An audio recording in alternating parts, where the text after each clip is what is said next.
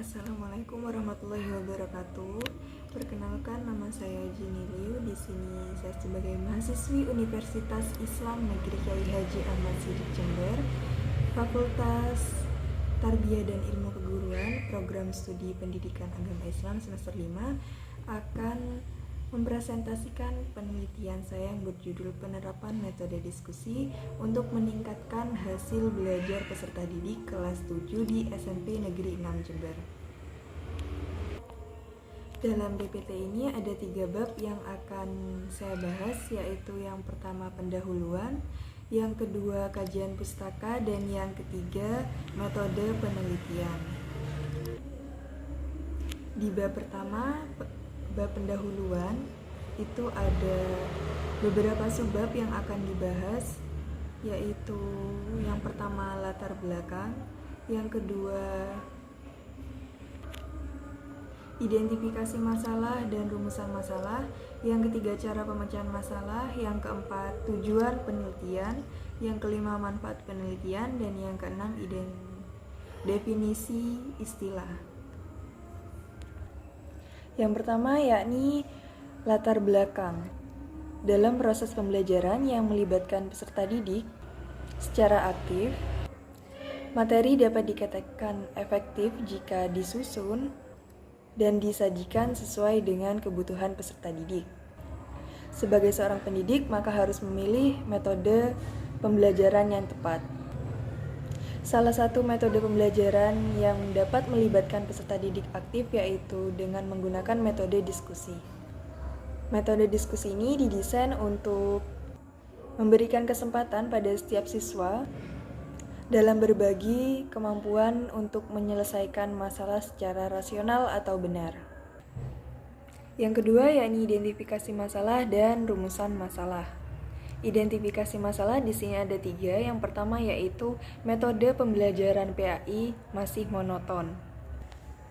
Yang kedua yakni identifikasi masalah dan rumusan masalah.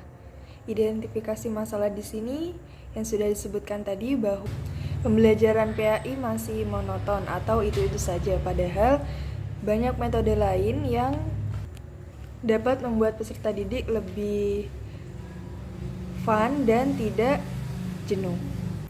Yang kedua yaitu pendidik lebih aktif daripada peserta didik.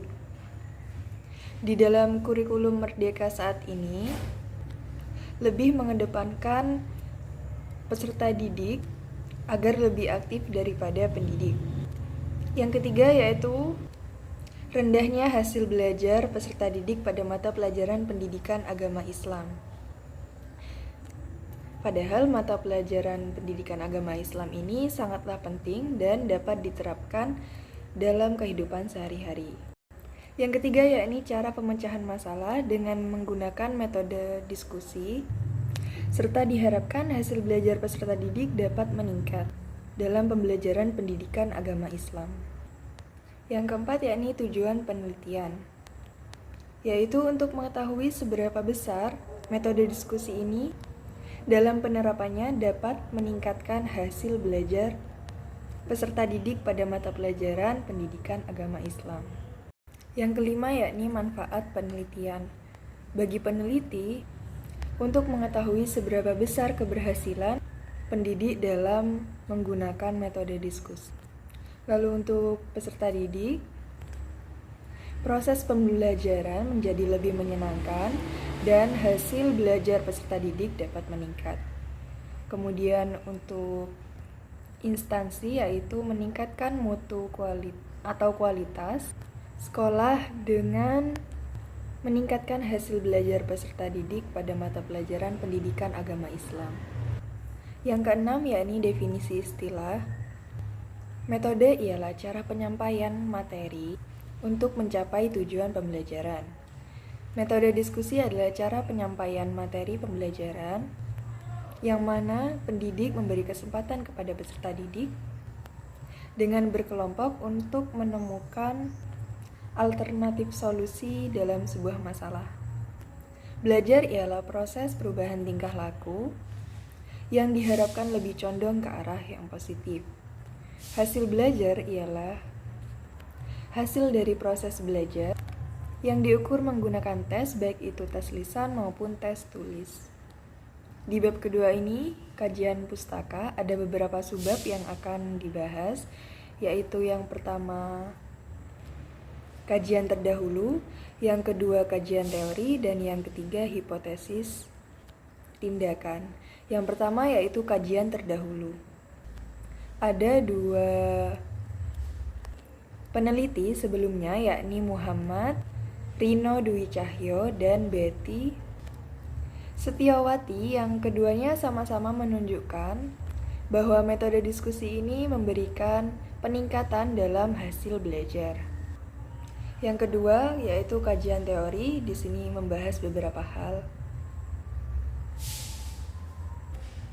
Lalu yang ketiga yaitu hipotesis tindakan, yaitu penerapan metode diskusi ini bisa meningkatkan hasil belajar peserta didik di SMP Negeri 6 Jember kelas 7 pada mata pelajaran Pendidikan Agama Islam. Di bab ketiga yaitu metode penelitian, ada beberapa subbab yang akan dibahas. Yang pertama yaitu pendekatan dan jenis penelitian. Yang kedua tempat, waktu, dan mata pelajaran. Dan yang ketiga prosedur penelitian. Yang pertama yakni pendekatan dengan menggunakan metode penelitian tindakan kelas.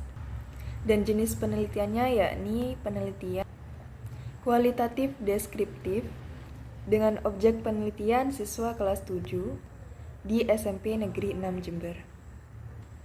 Yang kedua yakni tempat, yaitu di SMP Negeri 6 Jember, waktu bulan Juli sampai September 2023, dan mata pelajaran Pendidikan Agama Islam.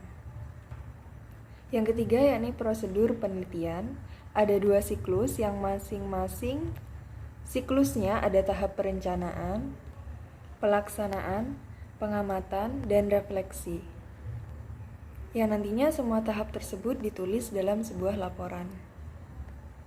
Baik, sekian yang dapat saya presentasikan, kurang lebihnya saya mohon maaf. Terima kasih sudah menonton sampai selesai. Jangan lupa subscribe dan like video ini. Wassalamualaikum warahmatullahi wabarakatuh.